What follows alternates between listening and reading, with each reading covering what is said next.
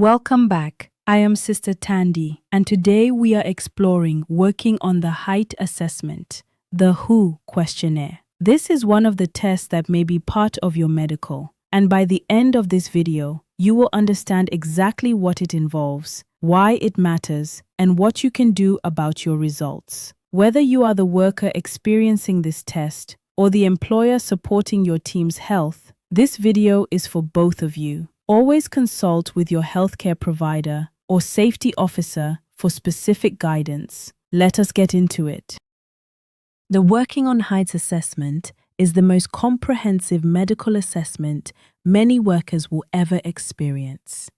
It exists because falls from height are the #1 cause of death in the construction industry. If your job takes you above 2 meters, whether on scaffolding, ladders, rooftops, or telecommunications towers, this assessment is designed specifically for you. It combines multiple tests, vision screening, including depth perception, balance and coordination testing, blood pressure measurement, because a sudden dizzy spell at height can be fatal, glucose screening, because low blood sugar causes confusion and unsteadiness, physical fitness assessment, drug and alcohol screening, and a detailed questionnaire about your medical history, current medications, and any fear of heights. I want to be very clear about something. Fear of heights is valid. It is not a weakness. If you experience anxiety or vertigo when working at height, report it honestly. That honesty could save your life. Always consult with your healthcare provider and safety officer.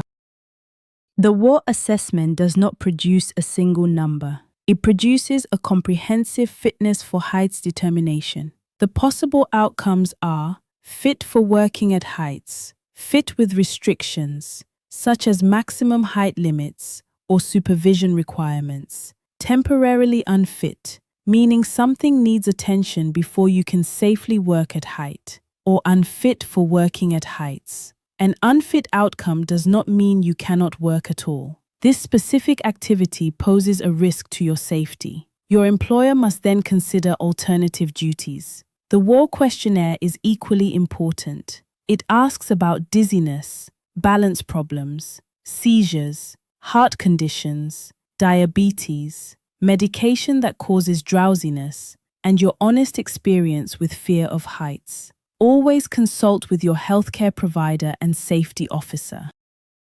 Falls from height remain the leading cause of death in the South African construction industry. The Construction Regulations 2014 mandate comprehensive medical fitness assessments for any worker performing work at heights above 2 meters. This is not optional. It is a legal requirement that saves lives. For employers, every woke fatality that a medical assessment could have prevented is a tragedy that is also a compliance failure. Always consult with your safety officer about construction regulation requirements. 5 things every heights worker must know. 1. Never work at height if you feel dizzy, nauseous, or unwell. Report it immediately. 2. Take your work medical seriously. Answer every question honestly. Hiding a condition endangers your life. 3. Eat properly before working at height. Low blood sugar causes confusion and unsteadiness. 4. Stay hydrated. Dehydration affects your balance and concentration. 5.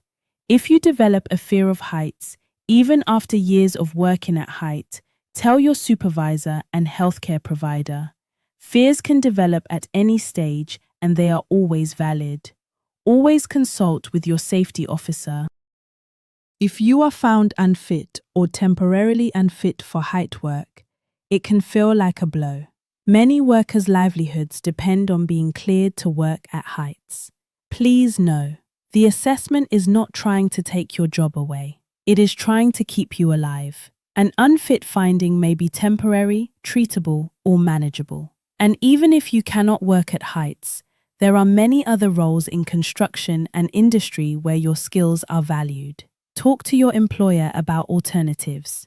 If you are struggling emotionally, SADAG is available at 0800 567 567 or www.sadag.organization. Always consult with your healthcare provider.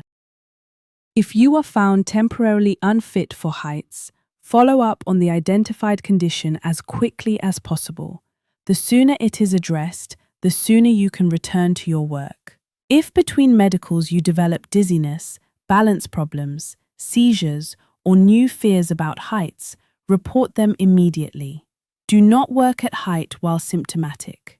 For employers, never allow a worker without a valid work at height certificate to work at height.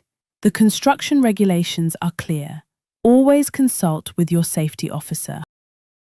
By including working at heights assessment in your medical, your employer demonstrated that they understand the specific health risks in your workplace. They did not take shortcuts. They did not skip tests to save money. They chose a comprehensive approach because your health is worth comprehensive care.